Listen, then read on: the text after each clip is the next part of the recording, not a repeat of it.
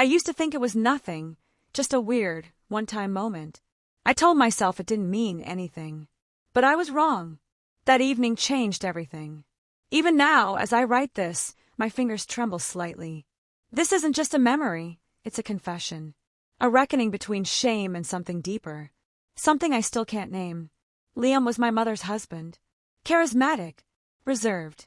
The type of man who didn't need to speak loudly to be noticed. He carried quiet authority, subtle but powerful. We were never close. Polite, civil. He kept his distance. Until that evening. My mother, Helena, had gone out with her usual circle of friends. That left the house to just Liam and me. It was peaceful, uneventful, or so I assumed. I had gone up to my room to change. Standing in front of the mirror, stripped to my underwear, I was about to slip into a sundress when I heard the creak of the door. "Nora, your door's open," Liam said gently, his voice from the threshold. I turned, startled. His eyes met mine. And for a moment, the world stilled. I didn't cover myself, but I didn't move either. His hand lingered on the doorframe, uncertain. But his gaze stayed a second too long. There was confusion in me, a sudden jolt of something unfamiliar. My heart raced. And yet, it wasn't fear. It was something else. "I'm sorry," he finally said, eyes flicking away. But his tone, it didn't quite sound sorry. Not entirely. He backed away and closed the door. But the air in my room still felt charged. Heavy. I told myself it was awkward, nothing more. I tried to forget it, but I couldn't. And when it happened again, a few days later, when that tension resurfaced, I knew the first time wasn't a fluke. It was the beginning. We had a wedding to attend, a friend of my mother's. Helena was her vibrant, social self, eager for the party. She lived for events like this. Me. I wasn't thrilled. But something changed when I saw Liam that night. In his tailored suit, under the warm wedding lights, he looked different. Or maybe I had changed. My eyes kept finding him. My thoughts drifted to him more than I cared to admit. And then the music started. Helena dragged him to the dance floor. She laughed, carefree. Then she turned to me mid-song and said, "Nora, why don't you dance with Liam? I've got to chat with the girls." I froze. My stomach flipped. Liam hesitated, then smiled. "Come on," he said, reaching for me. "Help me not embarrass myself." His hand found my waist. His touch light but sure. My pulse jumped. As we swayed to the music, his eyes stayed on mine. "You're a natural," he said warmly. I looked away, just trying not to trip. He leaned in slightly. "There's something about this," he murmured. "Doesn't it feel different?" His words sent a ripple through me. It wasn't just dancing. Not anymore. He apologized mid-song, referencing the other day. "I didn't mean to startle you. I should have knocked. I just wanted to check in." "It's fine," I replied too quickly. My voice wavered. "If it made you uncomfortable, I'm sorry," he said. "That was never my goal. I just wanted to connect." And I whispered back, "You didn't make me uncomfortable." The way we danced, the way his hand lingered on my back, it wasn't innocent anymore. After the wedding, Helena left for a girls-only after-party. She asked Liam to drive me home. He agreed with a soft smile. In the car, silence thickened. Eventually, he spoke. "Helena has her priorities," he said, not bitter, just resigned. "Sometimes, it's surprising how little she includes me." I nodded. "That doesn't seem fair," I said. When we got home, I paused at my door. He lingered near the entryway. "Do you want to talk for a bit?" I asked, unsure why I was even saying it. But he shook his head politely. "Not tonight." I watched him go to his room, and I returned to mine, filled with thoughts I didn't know how to quiet. Hours passed. The house stayed quiet. And then, I heard my door open. I looked up. Liam stood there. Still. Unsure. "Nora," he said, voice barely above a whisper. "I can't keep this to myself." He stepped in. "I feel something when I'm near you. And I know I shouldn't, but I do." He came closer. "You understand me," he said. "You see me in a way Helena never has." I was frozen, but I didn't stop him. He turned to leave. "I'm sorry. I shouldn't have said any of this." "Liam," I called. He paused. And then, without another word, I let my dress fall to the floor. He turned. eyes wide. But he didn't look away. I haven't forgotten that day either, I said. It meant something to me, and I'm tired of pretending it didn't. He came to me, gently touched my face, then kissed me, and in that kiss was every repressed emotion, every look, every silent moment shared. We didn't speak. We didn't need to. What happened that night, our surrender, it was emotional, overwhelming. I felt something real, something frightening in its depth. Later, lying in his arms, I whispered, "You didn't come in by accident this time." "No," he admitted. "Nothing about this is an accident anymore."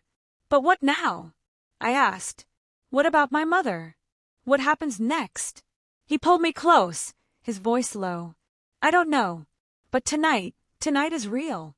And I closed my eyes, listening to the beat of his heart beneath my cheek, knowing that everything had changed.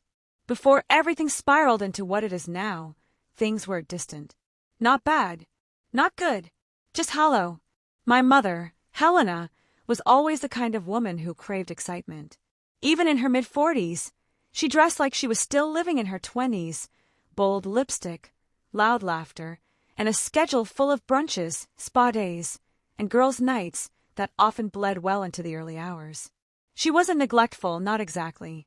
She just had her own orbit, and I had mine. We circled the same home, but rarely the same emotional ground. When she married Liam 2 years ago, I didn't know what to expect. He was calm, quiet, almost stoic, a complete contrast to her. I remember wondering how they even ended up together. He didn't fit in with her glittery life or her wine-sipping friends who all talked at once.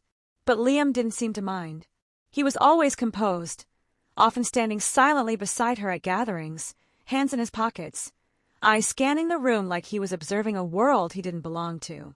When I'd come home from university on weekends, I'd see him reading in the den or out in the yard tending to the hedges. Rarely did he make conversation with me beyond a "Hey, kid," or a nod. He wasn't unkind, just reserved. I think I started noticing him more last spring. I'd come home after a long semester, and something about him was different. Or maybe it was me. I'd grown older. My lens had changed. There was something about his confidence, unassuming but grounded, that quietly commanded attention. The way he'd speak without rushing. The way he always seemed to know what was going on, even if he never said much. One night, I caught him sitting at the kitchen island alone, sipping coffee. The kitchen light cast a soft glow on his features. Sharp cheekbones, slight stubble, broad shoulders. I lingered a little too long, pretending to grab a snack from the fridge. He looked up and smiled faintly. "Couldn't sleep either?" "No," I murmured, grabbing an apple one didn't really want. "Guess I'm still on college time." He nodded, took another sip of coffee, then said, "That stuff never really leaves. Your body learns chaos faster than peace." I blinked. That line stuck with me. It was the kind of thing most people would scroll past on some inspirational Instagram post. But hearing it from him, late at night, in the quiet of the house, it hit different. Like there was a part of him I hadn't seen before. From that moment on, I started observing him more. His subtle routines. How he always fixed the dripping tap in the guest bathroom without being asked. How he remembered to order more coffee pods before they ran out. How he folded his sweaters neatly. All these little habits that build a picture of someone thoughtful. Someone maybe underappreciated. Helena didn't notice these things. She had her own rhythm. Loud music, flashy texts, brunches with her lifelong friends. She adored the spotlight. Liam didn't seem to mind being in the shadows. But I started to wonder how long that balance could really last. And then came that evening. The one that marked the shift. Helena had gone out for dinner with her best friend. It was supposed to be a catch-up night, which usually meant tequila and 4 hours of gossip. I had just finished unpacking from a weekend trip and wanted to change out of my jeans and hoodie. I remember tossing my things on the bed and walking over to the mirror. I peeled off my clothes, ready to put on something more comfortable, a long t-shirt, maybe leggings. I didn't hear the footsteps. "Nora, your door's open," came Liam's voice. My heart jolted.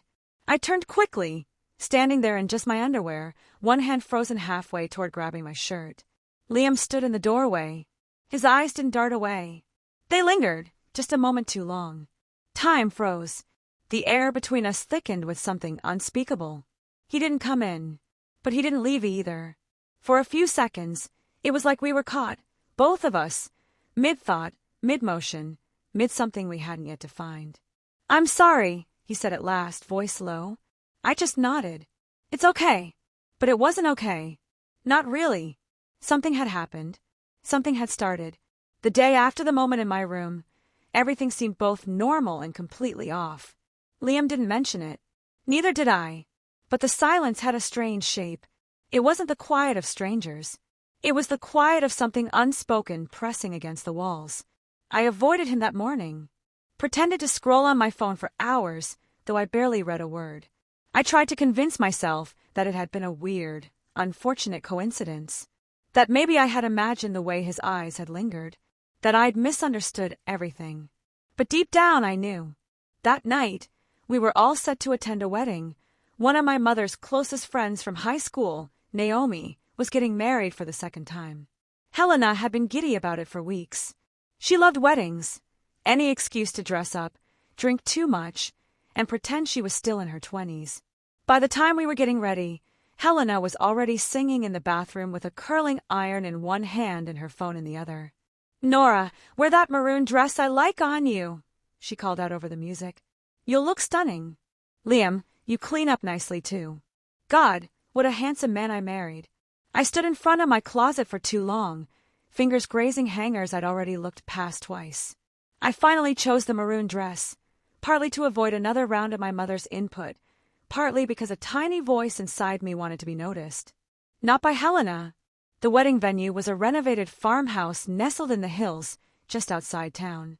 The air smelled of lavender and distant firewood, and fairy lights wrapped around white beams gave the place a soft, dreamlike glow. Inside, couples danced, glasses clinked, and laughter echoed through the space. I kept to myself, sitting with a glass of white wine and a plate of untouched hors d'oeuvres. I watched people move around, buzzing in and out of each other's stories. I saw Liam leaning by the bar, speaking with one of Naomi's sisters, a tall woman in a navy jumpsuit who touched his arm when she laughed. A strange feeling settled in my chest. Something hot and unfamiliar. Jealousy. I hated that I felt it. It made no sense. He was my stepfather. This entire line of thought was wrong. But there it was, rooted deep, blooming faster than I could cut it down. As if sensing me, Liam's eyes flicked across the room and found mine. The conversation at the bar didn't pause, but something in his gaze held longer than it should have. And then Helena twirled into the picture, throwing her arms around the other woman and pulling her away in an exuberant hug. Liam watched her, smiling faintly, but there was something hollow in it, something practiced. Eventually, Helena returned to our table, breathless and glowing. "Naomi's having the time of her life," she said, sipping her champagne. "I told you this would be a fun night." Then she turned to Liam. "Dance with me, handsome." He obliged with a polite smile and followed her to the dance floor. They moved together in a rhythm that was more social than intimate. I watched Helena laugh with her head tilted back, already scanning the room behind Liam's shoulder. Then midway through the dance, she suddenly waved me over. "Nora," she called, "come dance with Liam for a bit. I've got to find Naomi before she disappears again." Liam looked surprised, one hand still holding hers. I blinked, frozen in my seat. Come on. Say no. Make up an excuse. But instead I stood, slowly. Each step to the dance floor felt heavier than it should have. When I reached them, Helena pressed a kiss to Liam's cheek and slipped into the crowd like a magician vanishing in smoke. Now it was just us. He looked at me, offering a hand. "Guess you're stuck with me." I managed a small smile. "You say that like it's a bad thing." His hand found my waist as we started to move. The music was slow, some acoustic cover of an old love song. His touch was light, careful, but it burned through the fabric like it was nothing. The warmth of his palm, the scent of his cologne. I couldn't breathe properly. "You look beautiful," he said softly, his voice so low it was nearly swallowed by the music. My breath hitched. I glanced up, caught off guard by the sincerity in his eyes. "Thank you," I murmured. You clean up okay yourself." He smiled, that rare smile that didn't quite reach his eyes. "That's generous of you." We danced for a few minutes in silence, his hand gently guiding mine, his movements deliberate. It felt dangerous. Too close. Too familiar. And yet, I didn't want it to stop. I wanted to say, he murmured near my ear, about the other day. I didn't mean to make you uncomfortable. You didn't, I said quickly. His brow lifted. You sure? I nodded. I was surprised. That's all. Still, he said, voice gentler now. It wasn't fair to you. The way he looked at me in that moment, like I was something delicate but not weak, something worth apologizing to, hit deeper than it should have. I should have walked away. I should have stepped back and ended the dance. But I didn't. I stayed. The room blurred. The crowd faded. There was only the song, and the soft weight of his hand, and the way his eyes kept returning to mine like we were the only two people in the room. The morning after the wedding felt like a dream. I'd woken too late from.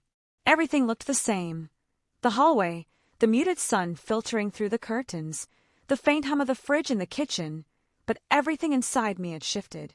My body still carried the memory of Liam's hand on my waist, the echo of his voice in my ear, the way his eyes had searched mine like they were trying to pull something out of me.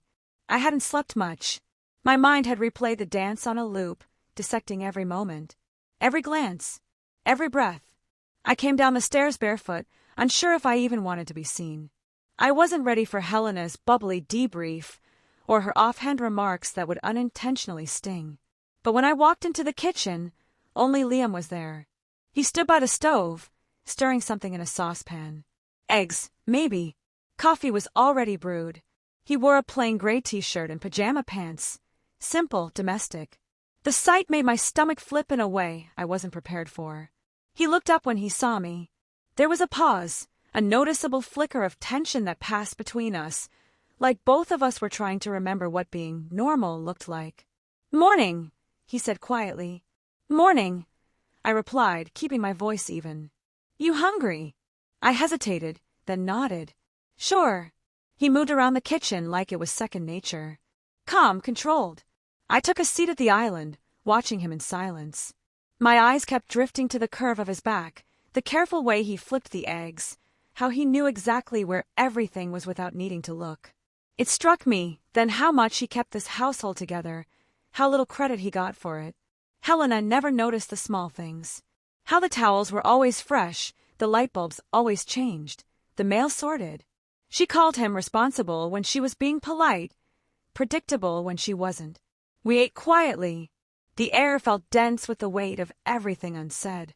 After a while, Liam broke the silence. Helena stayed with Naomi and the girls. Said they partied late. Of course she did. I poked at my eggs with my fork. Sounds about right. She's good at letting go, he said with a small laugh, but there was no joy in it. Too good, sometimes, I muttered before I could stop myself. He looked at me then. Really looked. His eyes searched my face, almost cautiously.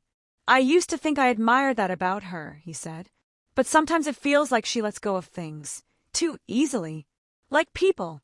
I didn't answer. I didn't have to. We both understood what he meant. After breakfast, I retreated to my room and closed the door softly behind me. I sat on the edge of my bed, staring at the floor. My thoughts were a mess of conflicting feelings, desire, guilt, confusion. There was something pulling me toward him. Not just because he was attractive, but because he saw me, heard me, in a house where I often felt like background noise. That afternoon, while Helena was still away, I went out to the back patio. I found Liam there again, reading a book under the shade of the pergola. His glasses, ones I'd never seen before, rested lightly on his nose. He glanced up when I approached but didn't speak, just nodded toward the empty chair beside him. I sat. The silence between us was almost comfortable now. Thick, yes, but shared. "What are you reading?" I asked. "Something boring," he said. "Leadership and organizational systems. I have a workshop next week." I smiled. "You read boring things in your free time?" "I like understanding how people work," he replied. "Especially when they pretend they're fine and they're not." That felt targeted. I looked away, pretending to admire the trees. "Sounds useful." He closed the book and rested it on his knee. "Nora, I don't want you to feel uncomfortable around me." "I don't," I said quickly. "But something's changed, hasn't it?" I swallowed. Yes. We didn't speak after that. Not about what had happened. Not about what we were thinking. But we didn't have to. Later that evening, I heard Liam and Helena arguing behind the closed door of their bedroom. It wasn't a screaming match. Liam didn't raise his voice, but his words cut clean. I couldn't make it all out, but I heard enough to piece things together. You disappear for hours, he said. You don't check in. You don't ask anything. Oh my God, Liam. Stop acting like I'm a criminal because I have friends. It's not about your friends, Helena. It's about presence. You're never here. Not really. And you are? You think being quiet and moody makes you some kind of saint. I think it makes me aware. Silence. I heard something slam. A drawer, maybe.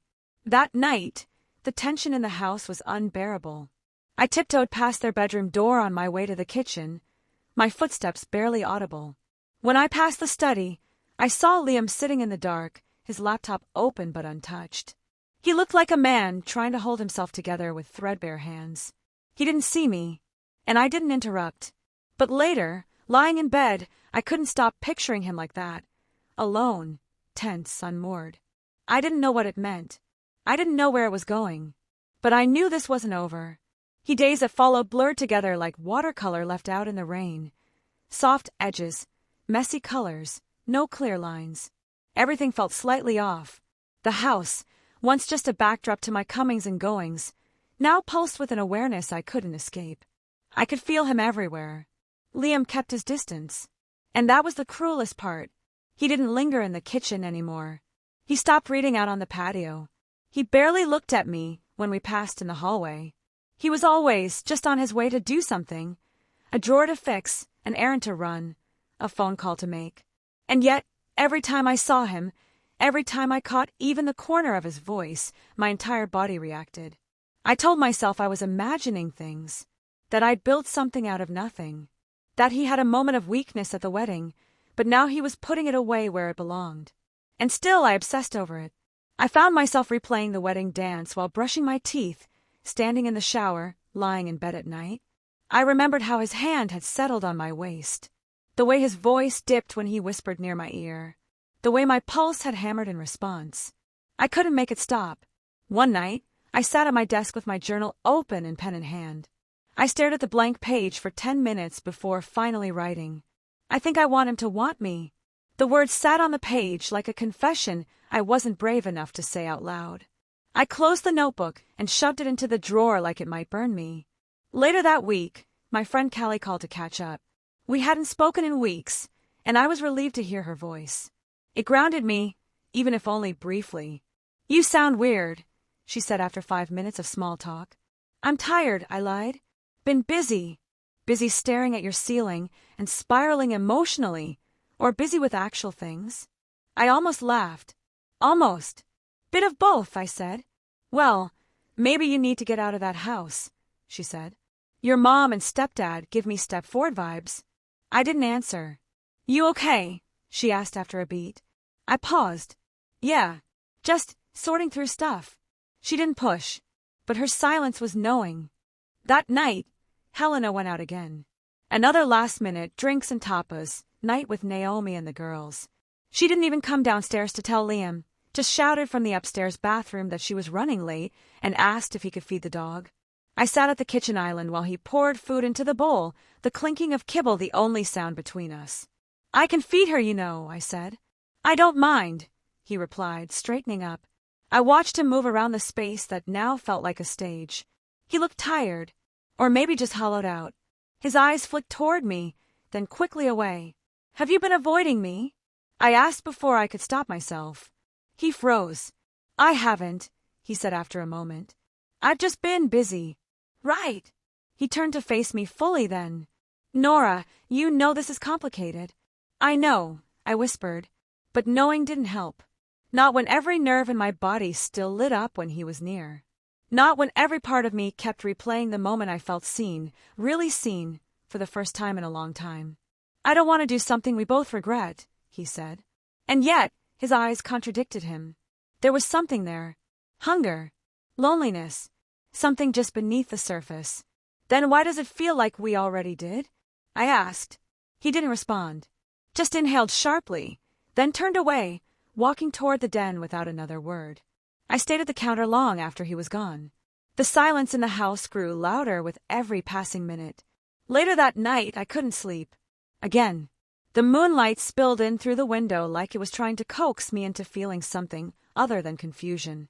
I lay on my bed, headphones in, music low, my thoughts tangled. I didn't hear the creak of the hallway floorboards. Not at first. But then my door opened. And there he was. The moment I saw him standing in the doorway, everything inside me went still. Liam didn't speak at first. The hallway light outlined him like a ghost, his face a mix of conflict and determination.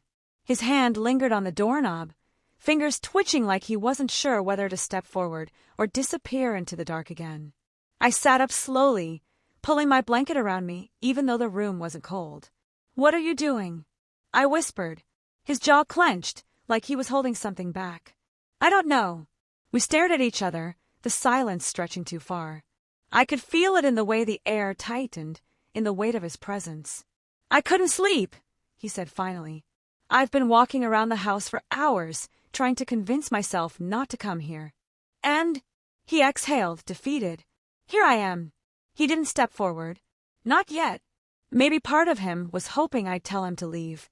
Maybe he still wanted a way out. But I didn't want him to leave. I didn't say it, but I felt it, and maybe that was louder. "You know this can't be undone," I said, my voice barely more than breath. "I know. I don't want to be just a mistake for you," I added. He took a step inside. "You're not a mistake," he said quietly. "None of this feels like a mistake." I stood now, the blanket slipping off my shoulders. I could feel the tremble in my knees, not from fear but anticipation. Every part of me was alert, alive.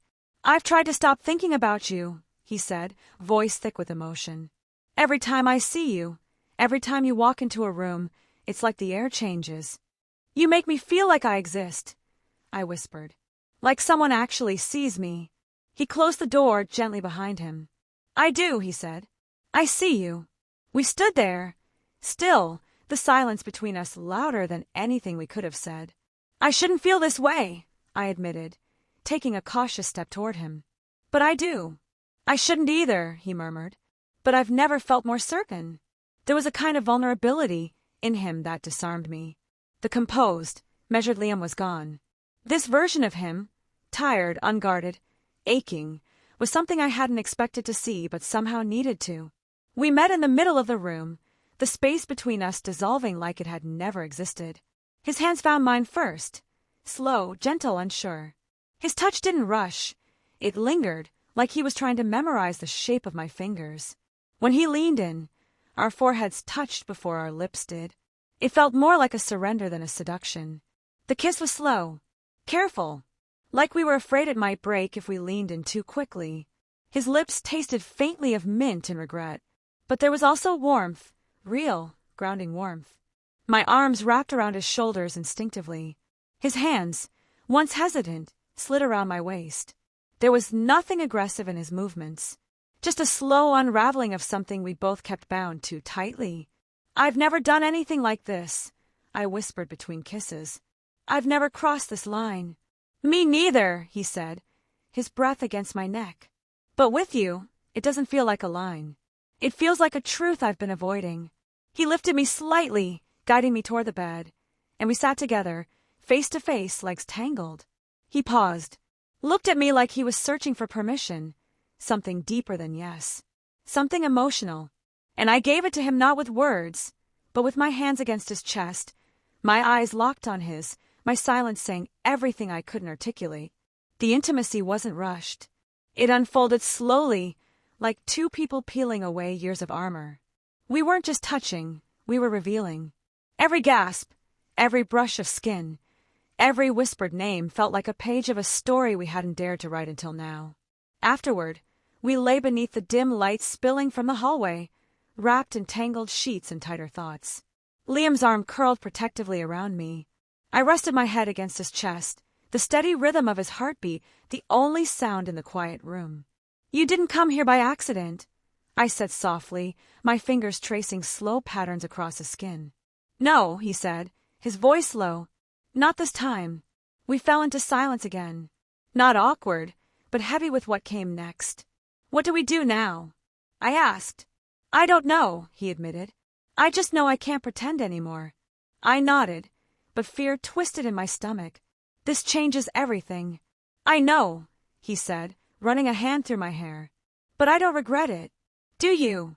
No, I answered truthfully. I don't. The weight of reality hovered over us like a second blanket, warmer in some places, suffocating in others. Helena, the world, the impossibility of what had just happened. But for the first time in a long time, I didn't feel alone. I felt seen, wanted, alive. And as I drifted into sleep beside him, I knew one thing for sure. Whatever came next, regret, chaos, heartbreak, it would never erase the truth of this night. Please like and subscribe to support me. I've been deeply affected by infidelity, and your support means the world to me. Watch Exposed and Broken to help me rebuild my life. Maybe even buy a house one day.